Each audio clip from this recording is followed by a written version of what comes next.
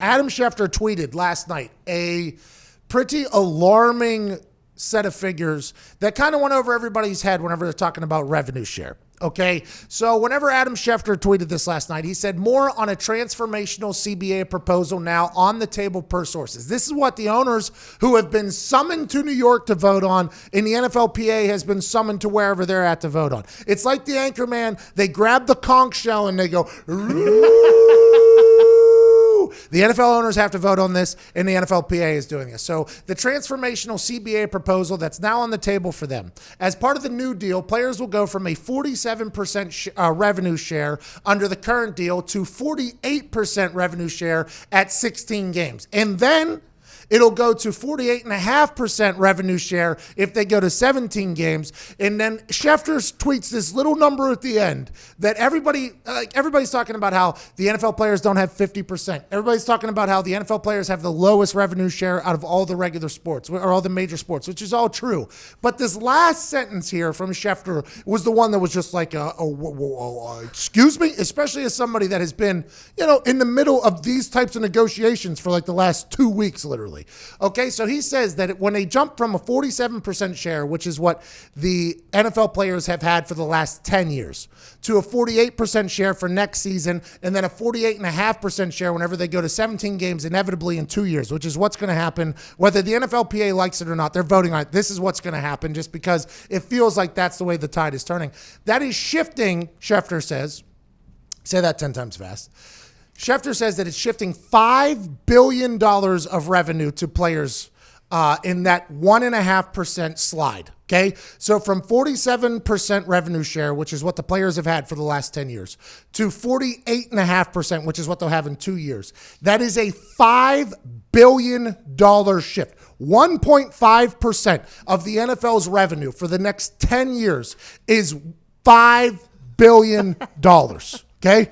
So if you do some math now and you divide it by 10 and you do that, each percentage yearly, 1% revenue that the NFL is making yearly, $320 million. Okay, that's 1% of the revenue. They're making $32 billion in revenue yearly. Okay, so whenever you start thinking about that, and that math checks out, by the way. We did this four times on a dry erase board. We carried the one. We did the whole thing because as soon as I saw that tweet last night, I had inhaled all the CBD-PM that I could potentially inhale because I'm trying to get off this Hawaiian jet lag. I inhaled all the vitamins that I could possibly have. I was in an interesting state of mind. I look at that, I'm like, 1.5% of revenue for the NFL is $5 billion. And then you start doing the math, you start adding it up, and I had this little thing in my notes section. I came in this morning, I'm like, excuse me, Ty, you were accepted to Harvard. You said no to them. So although you have the brain to get into Harvard,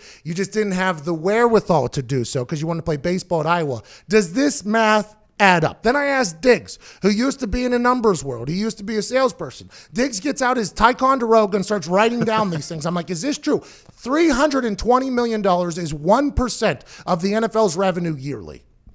That is a stat that you need to think about whenever you hear the players go, well, we're not agreeing to this because we want more money. Because that's what's happening in the NFL. What we just did right here is what's happening in the NFLPA meeting room. They're like, okay, boys, we can go from 47% to 48%. We're already up a percent, which by our math is $320 million being added into the players, which, by the way, there's like 1,500 players or something that has to get split up, and there's only 32 owners, so that's the whole thing. Then if we go up another 0.5%, obviously, that's another $160 million if we want to add it on there. But what that is actually saying is that $32 billion of revenue is coming into the NFL yearly, okay? That's from their TV deals, that's from the merch, that's from whatever they're absolutely doing. And the NFLPA players are like, well, wait a minute, they're with $32 billion, we're only getting 48%, we should get more than that. And the thought that has to be happening, though, is anytime these types of things happen where you think maybe the grass is greener or we can get a little bit more, and this can happen in a club with your friend, this can happen in a business negotiation, you never leave your for show money looking for mo money, or you end up with no money. So that's the conversations that's happening in the NFL and the NFLPA right now. And I think it's all coming together nicely here. The fact that they're already voting on things that have this importance before a lockout is even possible and a conversation is happening is good. But you got a lot of players that are very high up in the NFLPA that I think are seeing all these numbers and they're going, no. We want more than that. Richard Sherman is somebody that's doing that, who is also a friend of the show, but a very important person in this conversation because he's an NFLPA executive member. So whenever you start seeing these numbers add up and you don't see the players just immediately go, whenever the fans see like, there's $5 billion shifted to the players, it's like, I agree, that's a lot of money. But that's only 1.5% of what 32 owners are making that's only 1.5% of their revenue for the next. I mean, it's just whenever you start thinking about it, it's like, oh my God, the amount of money that's being negotiated. The fact that they can even think about coming to a deal is almost impressive to me. And the NFLPA is going to have to get to the point where they're like, okay, we had a little bit of a win here. We got an extra $320 million a year at least that could go up to what? $480 million a year if we want to gather it. It's just whether or not we want to agree to that, knowing that there's a lot more on the table that we could potentially get because the NFL is 30 billionaires. Right. Yep. Mark Davis is about to lose all his money to Tom Brady.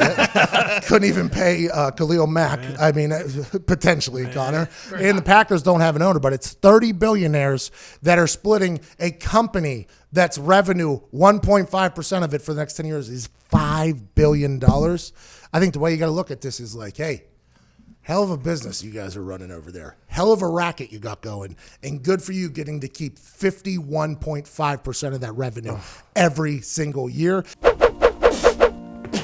Well, hello there. Utilize the promo code PAYTHEBILLS and get $20 off your first order from SeatGeek. Now, back to the magic.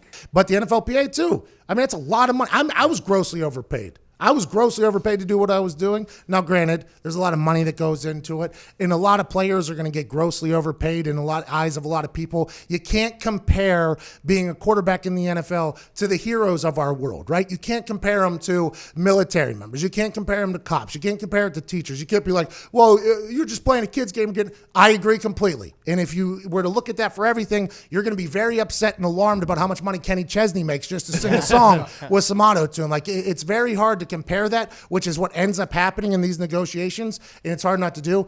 But man, there is a lot of money out there this football league is making, and I bet you Vince McMahon, the XFL, is looking at it like, hey, we'll take 1.5, we'll take 1.5% of whatever the NFL is doing. That'd be good. And things are, and that was funny because Jamal Adams, who is a younger player, tweets out more regular season games and more playoff games. He's got more money for the league and players. Everyone wins. And all the older players are like, whoa, man, relax. Whoa, I think he deleted that tweet, by the way. Jamal Adams did? I believe. I couldn't find it this morning. Richard Sherman was like, hey, listen. We do not need your ass right now acting as if we have agreed to this deal. And I asked Richard Sherman to come on the show. Listen, Richard Sherman and I feel like have an actual respect for each other. I have a lot of respect for Richard Sherman, by the way. I might not agree with every single thing that he says or does, but I have a lot of respect for a kid from Compton that went to Stanford, that has made himself, that has bet on himself, the whole thing. And the fact that he is pretty high up in these negotiations is, by the way, very impressive for a corner in the NFL to be a part of this and have this much leverage. But you got a lot of OGs in the NFL that are talking to the young guys like, hey, you don't even understand the business of this league yet. I don't know if Jamal Adams has gone through a negotiation. Has he? I don't think so. He's on his rookie deal. So I've always said this. Like he's going to get paid. The young player, he's going to get paid, but he's also going to have to listen to negotiations about him being used goods. Like that's a conversation whenever you learn that, this is not just a game. This is not just fun in the backyard with our friends. Like, this is Pawn Stars. This is Shark Tank, and I am the item that they are talking about that could potentially be sitting on the shelf with nobody wanting it for the next year and a half. That's when you learn it's a business, when you have to negotiate, let alone if you're an OG that's been through like 3-4 negotiations, you had heard everything, and you know what's happening inside there. Allen Robinson, the second from the Chicago Bears, says, young players, educate yourself on what's going on in the business of your sport. You don't just play ball. You're in a buoysness. And I couldn't agree with something more. He made the mistake of all capitals, so you don't get the autocorrect. Yeah, it's tough. And things are only going to get better for the NFL because a lot of people are saying they want this 17-game deal so they go back to their TV partners and ask for more money. They make, by the way, it's 2 more weeks of the regular season and 2 more games on Wild Card Weekend. Yeah, they wanted to add, right? So then they also want to add 7. They want to add a team on each side of the conferences for the playoffs, right? Playoff money for the NFL is just house money because they don't have to pay the players as much. Now, granted, some players will get an upgrade, but a lot of the big-time players that you're spending a lot of money in, they're making the same amount of money as the special teamers that are making each and every single week. And you're getting higher ratings. You're getting a bigger TV deal. You're getting all this stuff. So it's like there's so much money being negotiated and all this stuff and so much money happening. By the way, Roger Goodell, who a lot of people hate, because he's had to make decisions probably against your team or something like that. He's in a position where he gets paid mightily, but he has to make a lot of difficult decisions. I think if we put him next to Rob Manfred, I think we all need to respect Roger Goodell a little bit more, just because it could be Rob Manfred there. Exactly. But I think Goodell, one of his first things he said to the NFL is he wanted to make $32 billion a year for the NFL. Like, I think that was one of his main goals. That's why they started going to Europe. That's why these things started to grow. They're like, we want to grow the game. We want to do this. We want to do this. The bottom line is all that they really care about. And he came in and said, I think we can do this. Now, they're negotiating on the premise that that is what they're making. Yes. I mean, this is... For the NFL, you got to be like, congrats. But to the players, them trying to inch out every single 0.5%, because every 0.5% is what, $160 million a year? Yeah. I mean, that is something that they're just trying to inch out. This is going to come down to the 11th hour. This is going to come down to a negotiation about the nitty gritty. And that nitty gritty just so happens to be hundreds and hundreds of millions of dollars.